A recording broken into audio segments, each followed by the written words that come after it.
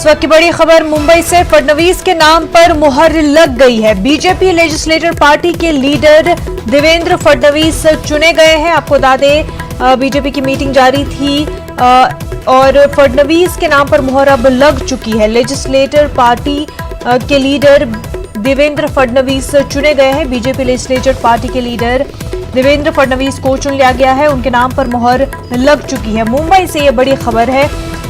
BJP legislative party के leader Devendra Fadnavis चुन लिए गए हैं। उनके नाम पर मुहर लग चुकी है। जिस तरह से पहले ही माना जा रहा था कि देवेंद्र फडणवीस के नाम पर मुहर लग जाएगी और अब ये इस बात की तस्दीक हो गई है। बीजेपी लेजिस्लेटिव पार्टी के लीडर देवेंद्र फडणवीस को चुना गया है।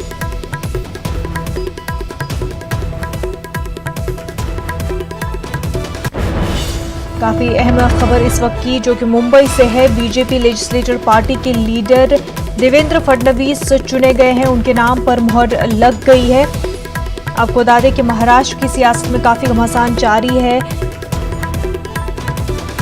हमारे नुमाइंदे अमित इस वक्त हमारे साथ जुड़ चुके हैं। अमित, आपसे अपडेट चाहेंगे। फडणवीस के नाम पर मुहर लग चुकी है। उनको बीजेपी लेजिस्लेटिव पार्टी का लीडर चुन लिया गया है। जो है देवेंद्र फडणवीस को चुन लिया गया है।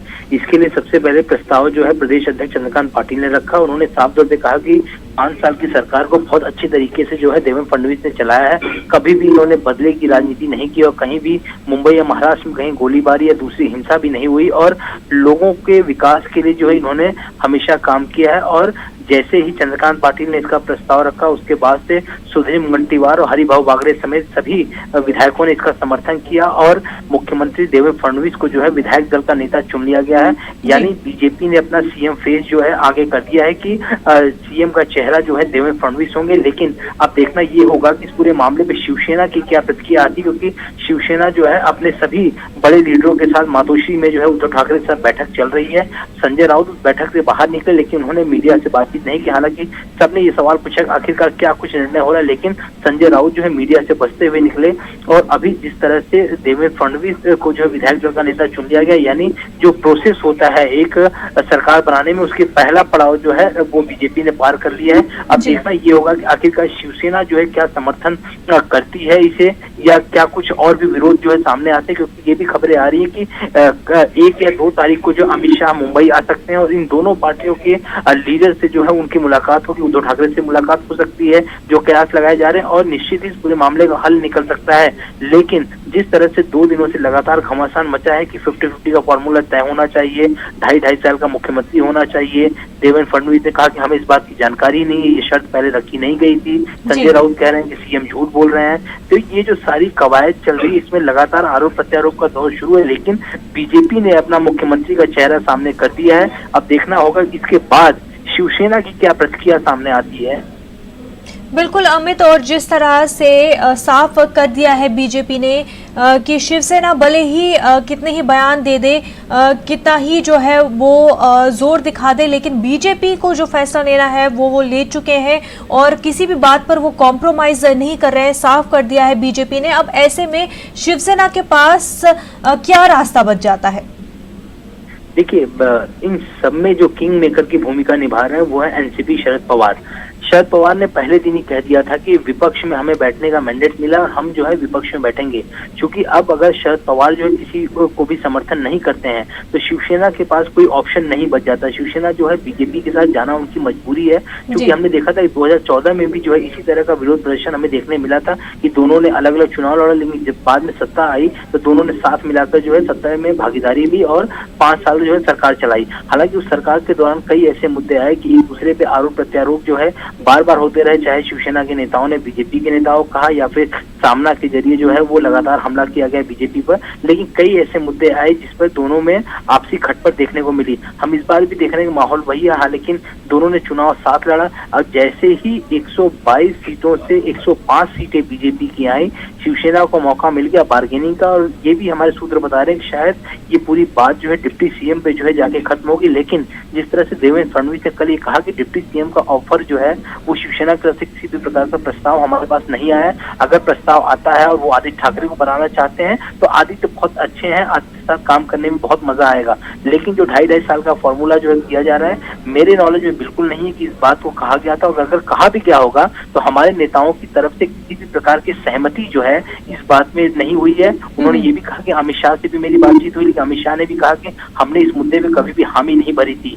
तो अब कौन झूठ बोल रहा है, कौन सच बोल रहा है, ये तो आने वाला वक्त बताएगा। लेकिन हमने कल ये भी देखा कि जब फरवरी में लोकसभा चुनाव के पहले दोनों पार्टियों की युति हुई, तो उस समय एक होटल में प्रेस कॉन्फ्रेंस रखी गई जिसमें देवेंद्र फडणवीस, उद्धव ठाकरे, अमित शाह बैठे हुए थे, और देवेंद्र फडणवीस ने साफ तौर पर ये कहा था कि चुनाव में जीतने के बाद जो है समान अधिकार जो है दोनों पार्टी को मिलेगा। तो वो वीडियो भी कल जो शिवसेना ने वायरल करवाया हर जगह सोशल मीडिया के प्लेटफॉर्म पे कि किस तरह से फडणवीस झूठ बोल रहे हैं। यानी इस तरह की ऊंची राजनीति जो है लगातार महाराष्ट्र में चल रही है। निर्णय अभी तक निकल नहीं आ रहा, लेकिन एक स्टेप आगे बढ़ के बीजेपी ने विधायक दल का नेता जो है फडणवीस को चुन लिया है। अब उनका सीएम फेस फडणवीस है, और फडणवीस ने साफ तौर पर कल कहा था कि अगले 5 साल तक मैं ही मुख्यमंत्री रहूंगा, चाहे जो हो जाए। आज सुबह हमने देखा गिरीश महाजन जो वरिष्ठ मंत्री हैं और देवेंद्र फडणवीस के जो है राइट हैंड माने जाते हैं, उनका साफ तौर पर कहना था कि सीएम ने कल ही साबित कर दिया कि मुख्यमंत्री वही बनेंगे। सुधीर मुनगंटीवार जो वित्त मंत्री है महाराष्ट्र सरकार में, उन्होंने साफ तौर पर कहा कि अगर शिवसेना हमें छोड़ के कांग्रेस और एनसीपी के पास जाती है तो कहीं ना कहीं विनाशकाले विपरीत बुद्धि।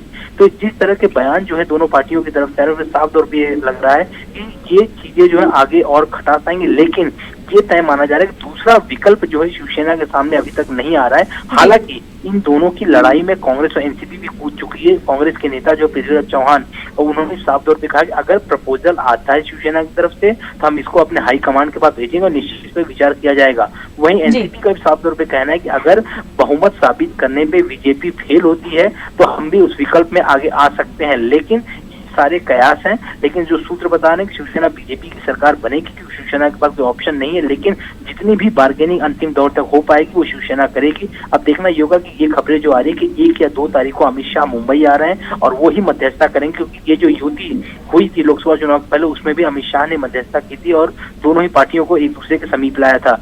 अब वो आते हैं, क्या बातचीत होती है या फोन पे एक बातचीत होती है, ये सारी देखने वाली बात है। लेकिन इन सब के बीच एक और खबर ये भी है कि कल शिवसेना के जितने भी नवनिर्वाचित विधायक है सभी के साथ जो शिवसेना भवन में दोपहर को बैठक है। आदित्य ठाकरे का कोकर दौरा था, लेकिन कल की बैठक के लिए उन्होंने अपना कोकर दौरा रद्द कर दिया है। तो कल की भी बैठक काफी महत्वपूर्ण मानी जा रही है। हालांकि अभी बैठकों का दौर जो है मातोश्री में भी चल रहा है, मीडिया को अंदर बुलाया गया है। शायद ये कयास लगाया जा रहा है कुछ ही देर में उद्धव ठाकरे बात भी कर सकते हैं। अब देखना ये होगा कि आज इस पूरे जो सुबह से दिनचर्या चल रही, जिस तरह से राजनीतिक घटनाक्रम चला है और अभी फडणवीस को जो है विधायक दल का नेता मान लिया गया है, इस पूरे मामले पे अगर उद्धव ठाकरे कुछ बयान देते हैं तो वो बयान काफी दिलचस्प होगा कि आखिरकार शिवसेना की तरफ से क्या रणनीति अपनाई जा रही है। बिल्कुल अमित, तो अब क्या माना जा सकता है कि शिवसेना जो है डिप्टी सीएम वाले पोस्ट आदित्य के लिए उस पर सेटल हो सकती है? देखिए, जितनी भी सहयोगी पार्टियां हैं, शिवसेना बीजेपी की जो सहयोगी पार्टी आरपीआई जिसके अध्यक्ष है रामदास आठवले ने साफ तौर पे कहा है कि जिस तरह से नंबर है कि 105 का जो नंबर है, लगभग 10 निर्दलीय विधायकों ने देवेंद्र फडणवीस को समर्थन किया, यानी कुल मिला के हो गए हैं 115 को लेकर जो सबसे बड़ी पार्टी बीजेपी निकल कर सामने आई महाराष्ट्र में। तो सीएम उनका रहना स्वाभाविक है और यही जो है सही नीति है। लेकिन शिवसेना को डिप्टी सीएम का पद लेकर जो है इस पूरे मामले को जो है जल्द खत्म करना चाहिए ताकि सरकार का गठन हो। क्योंकि हम देख रहे हैं कि 24 तारीख का जो है ये पूरा निर्णय आया हुआ है कि किसके नंबर कितने आए, किस पार्टी ने कितनी जीत हासिल की। लेकिन आज जो है लगभग 6 दिन जो है बीत चुके हैं, लेकिन अभी तक कोई निर्णय नहीं निकला है। वही हरियाणा में जो है सरकार बन भी चुकी है। तो इन सारी चीजों को लेकर सवालिया निशान जरूर खड़ा हो रहा है, आखिरकार क्या होगा आगे। लेकिन जिस तरह की परिस्थिति बनी हुई है उससे ये अंदाजा जरूर लगाया जा सकता है कि जब तक किसी भी निर्णय पे नहीं होगा, क्योंकि शिवसेना ने साफ तौर पे कहा कि हमें लिखित रूप में चाहिए, और वो लिखित रूप में या तो अमित शाह दे लिखित रूप में या फिर फडणवीस लिखित रूप में दे हमें, तभी हमें मान्य होगा। लेकिन जो सूत्र बता रहे हैं कि ये आखिरी दौर जो होगा वो बातचीत अगर अमित शाह करते हैं तो शायद डिप्टी सीएम के पद तक जो है मनोबल हो जाएगा। और इसमें एक और बात है कि जो मलाईदार पद है, चाहे वित्त मंत्रालय की बात करें, महसूल मंत्रालय की बात करें या फिर होम मिनिस्ट्री की बात करें, ये सारे मलाईदार पद भी जो है शिवसेना चाहती है। क्योंकि हमने ये देखा था कि 2014 में जब शिवसेना और बीजेपी की सरकार बनी थी उसमें सिर्फ एक यानी पीडब्ल्यूडी मिनिस्ट्री जो होती है वो सिर्फ शिवसेना के खाते में आई थी और बाकी सारे मलाईदार पद जो है वो बीजेपी के खाते में आए थे। तो कुछ जो बड़े मंत्रालय वो भी शिवसेना जो है चाहती है। तो शायद शिवसेना को डिप्टी सीएम देकर और कुछ जो महत्वपूर्ण मंत्रालय है 2 से 3 मंत्रालय वो शिवसेना को देकर शांत किया जा सकता है। लेकिन ये सारी चीजें अटकलें हैं। इस अटकलों में पूर्ण विराम तभी लग सकता है जब अमित शाह मध्यस्थता करेंगे, क्योंकि अभी जो है कोई भी दोनों ही नेता जो है एक दूसरे पर सिर्फ और सिर्फ आरोप प्रत्यारोप लगा रहे हैं, लेकिन कोई भी निष्कर्ष पे नहीं निकला जा रहा है। बिल्कुल अमित, अब शिवसेना कब तक इस पूरे मामले को लेकर सेटल हो जाती है, किन मुद्दों पर राजी होती है, ये भी बहुत जल्द ही अब वाज़ेह हो जाएगा। बेहद शुक्रिया अमित आपका।